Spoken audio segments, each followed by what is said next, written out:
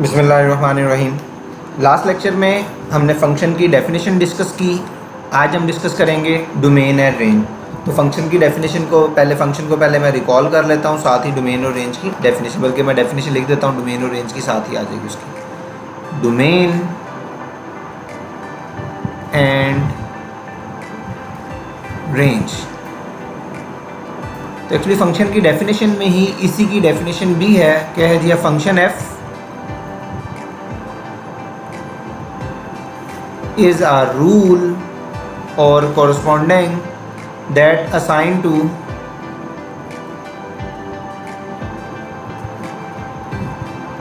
each element of set x, each element of x in x a unique element of y in y, then this set x is called the domain of f, and this set of corresponding elements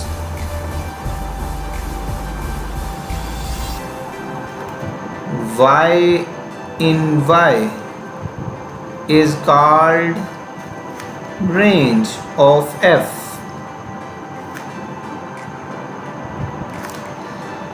last lecture में आपको याद हो हमने वो दो circle से बनाए थे सेट को शो करने के लिए। दोबारा मैं एक्सप्लेन कर देता हूँ आपको। इधर से ये आपका जी सेट x है, ये सेट आपका y है। x टू y हम एक फंक्शन बनाने जा रहे हैं, इस x से इस y की तरफ एक फंक्शन को f से डिनोट करते हैं, f from x to y। तो ये नोटेशन भी हमने लास्ट टाइम डिस्कस की थी। इसमें जो ये जो सेट x है, ये सेट आपका डोमेन है, ये वाला, और ये जो सेट y है ये आपका क्या है? रेंज। और सिर्फ वही एलिमेंट, ये सारा का सारा रेंज नहीं होता। तो सेट ऑफ कोरस्पॉन्डिंग एलिमेंट्स, जो सिर्फ मैप होंगे या जो आंसर में मिलेंगे आपको, वही हमारी रेंज होगी। पूरा का पूरा सेट हमारी रेंज नहीं होगा। फंक्शन को हम मोस्टली डिनोट करते हैं y से, और इसको लिख देते हैं y of f of x। दो वेरिएबल एक्चुअली यूज़ हो रहे होते हैं इसमें। पहला वेरिएबल आपका x है जो डोमेन में से लिया जा रहा है, और जो दूसरा वेरिएबल है y है जो रेंज में से है। इसमें ये जो फर्स्ट वाला है ये x, ये होता है हमारा इंडिपेंडेंट वेरिएबल।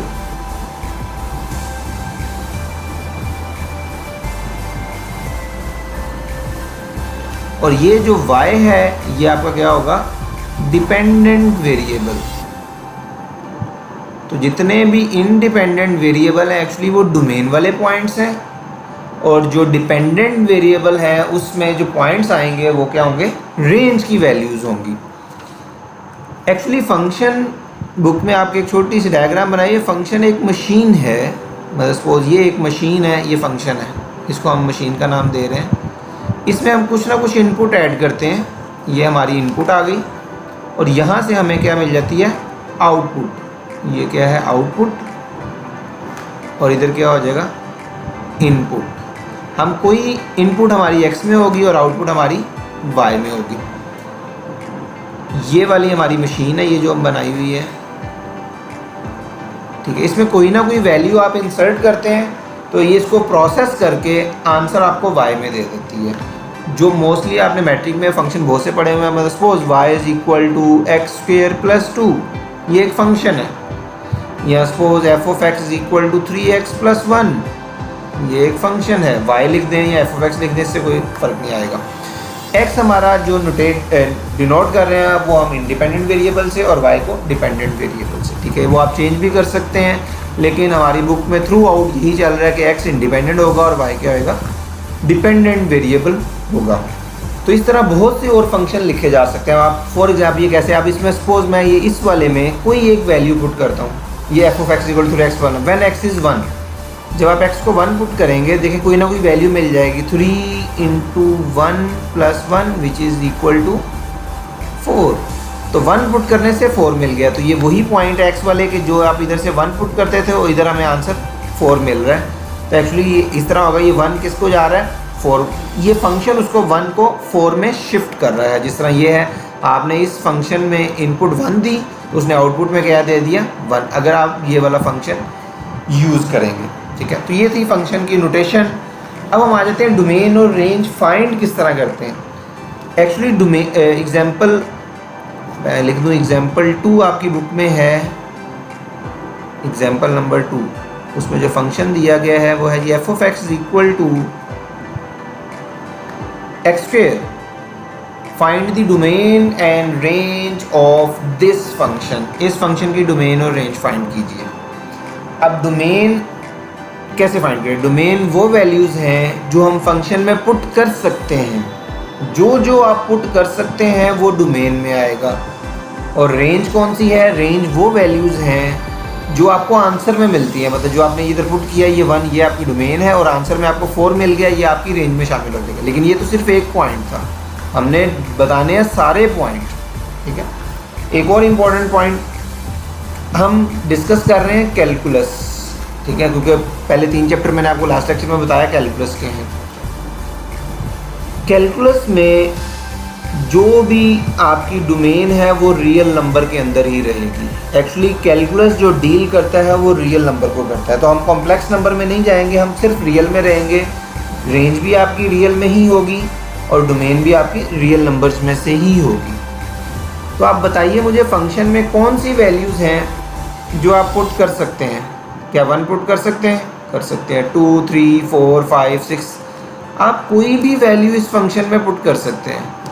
तो जो सिंपल आपका, इसमें आप ऐसी कोई वैल्यू नहीं जो पुट करने से आंसर ना दे। डोमेन में वो पॉइंट निकालना, मतलब सपोज इधर मैं कोई नंबर पुट करूँ और हमें आंसर नहीं मिल रहा तो वो डोमेन में नहीं होगा। तो इसमें एक्चुअली हम सारे के सारे पॉइंट पुट कर सकते हैं। तो इसकी डोमेन क्या होएगी? All real number. और इसको लिखने का एक और भी तरीका है, सी स्लैश की बजाय हम इसको और का वर्ड यूज़ करते हैं, और माइनस इन्फिनिटी टू इन्फिनिटी के, मतलब इन्फिनिटी से लेके माइनस इन्फिनिटी तक जितने भी रियल नंबर हैं वो सारे के सारे अब इसमें यूज़ कर सकते हैं। अब हम आ जाते हैं इसकी रेंज पे। रेंज ऑफ एफ, रेंज बताना एक मुश्किल काम है डोमेन के लिए। तो ये तो खैर सिंपल फंक्शन है, डोमेन के लिए कुछ वेज हैं, लेकिन रेंज के लिए हमारे पास कोई वे नहीं है। तो रेंज हम मोस्टली गेस कर लेते हैं, या कुछ फंक्शन हैं जिसको हम कैलकुलेशन से फाइंड कर लेते हैं। मतलब सपोज ये फंक्शन है स्क्वेयर, आप देखिए स्क्वेयर, अब ये सारा सूझ आपने इमेजिन करना है। ठीक है, कैलकुलेशन कुछ नहीं है, बस सोच के बताना है इसकी डोमेन क्या है और रेंज क्या है। डोमेन के मैं 1-2 क्वेश्चन करूँगा, उसमें सिंप्लीफिकेशन होगी, लेकिन रेंज के लिए आपने सोच के ही बताना होगा। अब देखिए, क्या मैं इसमें अगर -2 पुट करूँ तो आंसर क्या आएगा? -2 स्क्वायर 4। आप मुझे कोई ऐसा नंबर बताएं इसमें पुट करें कि आंसर नेगेटिव आ जाए। कोई ऐसा नंबर नहीं होगा, आप सोच के देख लें। मतलब कोई भी नेगेटिव भी नंबर पुट करेंगे तो ये पॉजिटिव आ जाएगा। इसका मतलब है ये फंक्शन आपको कभी नेगेटिव आंसर नहीं देगा। तो नेगेटिव तो सारे के सारे रियल नंबर में से निकल गया। अब आ जाते हैं पॉजिटिव नंबर, आपको सारी वैल्यूज़ मिल जाएंगी जो आप चाहें। आप कोई भी वैल्यू पुट करो, आपको कोई जो आप चाहें आपको आंसर मिल जाएगा। तो ये क्या हो जाएगा? सिंपल ज़ीरो भी आएगा, ज़ीरो पुट करें तो ज़ीरो से लेके इन्फिनिटी तक सारे के सारे इसकी क्या होएगी? रेंज होगी। अच्छा, एक और बात, इन्फिनिटी हमेशा ओपन इंटरवल में रहेगी, ये कभी भी क्लोज नहीं करनी, ये हमेशा ओपन है, क्योंकि इन्फिनिटी आपका सेट में, इन्फिनिटी कोई नंबर नहीं है, ये जस्ट एक सिंबल है। आप ज़ीरो, ये जो क्लोज ब्रैकेट मैंने यूज़ किया इसका मतलब ज़ीरो इसमें ऐड हो रहा है। और अगर इसकी जगह मैं अगर ज़ीरो ओपन कर देता तो ओपन का मतलब क्या होता है कि ज़ीरो उसमें इंक्लूडेड नहीं है, लेकिन इस केस में हमारे ज़ीरो आ रहा है तो वो इंक्लूडेड है। एग्जाम्पल 3 वो थोड़ा सा डिफरेंट फंक्शन है, वैसे एक्सरसाइज में भी क्वेश्चन है, वो जब उसकी टर्न आएगी तो हम उसको भी सॉल्व करेंगे। अभी सिर्फ डोमेन और रेंज की कुछ एग्जाम्पल करें। वो है जी F of X equal to, इसकी भी डोमेन रेंज ही फाइंड करनी है, एक्स ओवर एक्स स्क्वायर -4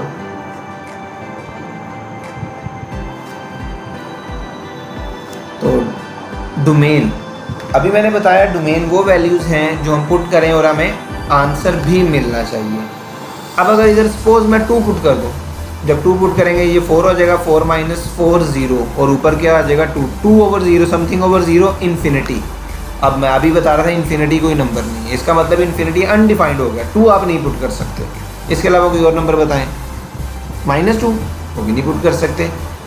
2 और -2 के अलावा सारे नंबर पुट कर सकते हैं। अब आप सोच रहे होंगे 2 और 2 मुझे कैसे पता चला, तो आपको भी पता चल सकता है। जब भी आपका फ्रैक्शन आएगी, फ्रैक्शन में जो भी पॉइंट डिस्टर्ब करता है आपको, जो आंसर नहीं निकालने देता, वो डिनोमिनेटर होता है। अगर डिनोमिनेटर आपका 0 हो जाए तो वो पॉइंट, बस जिस पॉइंट पे डिनोमिनेटर 0 हो जाएगा उस पॉइंट पे फंक्शन डिफाइंड नहीं रहेगा। तो आपने क्या करना है, ये रैशनल फंक्शन है, जो भी फ्रैक्शन वाली फॉर्म में होंगे उसमें आपने सिंपल डिनोमिनेटर को क्या पुट कर देना है, 0। तो डिनोमिनेटर को 0 पुट करके सिंप्लीफाई कर लें, तो ये देखो सिंप्लीफाई करने से इक्वेशन x = +-2 मिल गया, ये पॉइंट मिल गया आपको। तो ये जीरो डिनोमिनेटर को 0 पुट करने से सॉल्व करने के बाद जो पॉइंट मिल जाएंगे आपको, वो पॉइंट वो वाले होंगे जिस पे आपका फंक्शन डिफाइंड नहीं है। इसका मतलब है ये पॉइंट हम डोमेन में नहीं पुट कर सकते। तो क्या होगा, इसको रियल नंबर में से निकाल देते हैं। तो डोमेन ऑफ f क्या होगी, ऑल रियल नंबर एक्सेप्ट +-2, इस तरह लिखेंगे। या दूसरा तरीका क्या है, और -∞ to -2, ये -2 को हमने निकाल दिया बाहर। -2 और 2 सिर्फ निकालना है, तो मुझे थोड़ा सा पीछे करके इस तरह -∞ to -2, अब 2 निकल गया, -2 से 2 तक तो शामिल है ना, यूनियन, फिर 2 निकल गया 2 से इन्फिनिटी तक। ये देखिए अब इसमें -2 नहीं है और 2 नहीं है, बाकी सारे पॉइंट्स आ गए। और अगर इसको रियल लाइन में शो करें, ये देखो रियल लाइन में भी आप बता सकते हैं, आपको पता है ये वाली पॉजिटिव इन्फिनिटी होती है और ये वाली, अगर सपोज ये -2 है और ये वाला पॉइंट आपका 2 है, सिर्फ ये पॉइंट मैं इस पर होल बना देता हूँ, ये पॉइंट रिमूव करने हैं आपको, बाकी सारे के सारे आपका क्या होगा, रीजन उसका सोल्यूशन का पार्ट होगा। मतलब -∞ से लेके इधर तक ये आ गया, फिर इस ये -2 निकल गया, फिर इधर तक आ गया, इधर से 2 निकल गया और इधर से ये सारे इन्फिनिटी तक चले। तो ये रेड वाली लाइन है, ये आपके इंटरवल सारे के सारे वो पॉइंट्स हैं जो डोमेन में आप ऐड कर सकते हैं। अब आ जाते हैं रेंज पे। अभी मैंने आपको बताया रेंज निकालने का वे नहीं है, ठीक है। तो हम रेंज सिर्फ गेस कर सकते हैं कि इसके क्या क्या पॉसिबल आंसर्स हैं। तो रेंज ऑफ f देखते हैं क्या क्या पॉसिबल इसके आंसर्स आ सकते हैं। अब चेक करें क्या नेगेटिव नंबर यहाँ पे आ सकता है। अब -1 पुट करें, -1/g नेगेटिव आ रहा है। आप कोई और नंबर पुट कर लें, 2 पुट कर लें, 3 पुट कर लें, -3 पुट कर लें, -3 पुट करें, देखें नेगेटिव देगा। तो नेगेटिव नंबर इसमें आ सकते हैं। 0, x को 0 पुट करने से 0 भी आ रहा है, और पॉजिटिव नंबर तो आप माइनस कुछ भी पुट करें आपको पॉजिटिव नंबर भी मिल जाएंगे। इसका मतलब है इसकी रेंज क्या होएगी, ऑल रियल नंबर, या उसको दूसरा लिखने का तरीका क्या है, -∞ to ∞, ठीक है। तो रेंज के लिए आपको गैस ही करना है, मतलब कोई कैलकुलेशन नहीं है जो आप कर लें और उससे आपको आंसर मिल जाएगा कि ये इसकी रेंज है। इसके लिए आपको सिंप्लीफाई ही करना पड़ेगा। इसको मैं ज़रा साफ करके लिख दूँ, ठीक है। वो आपको सिंप्लीफाई ही करना है, ठीक है। एक्सरसाइज में कुछ क्वेश्चंस हैं जिसको हम कैलकुलेशन से सॉल्व कर सकते हैं, तो वो इंशाल्लाह हम एक्सरसाइज में डिस्कस करेंगे, ठीक है जी। Thank you very much.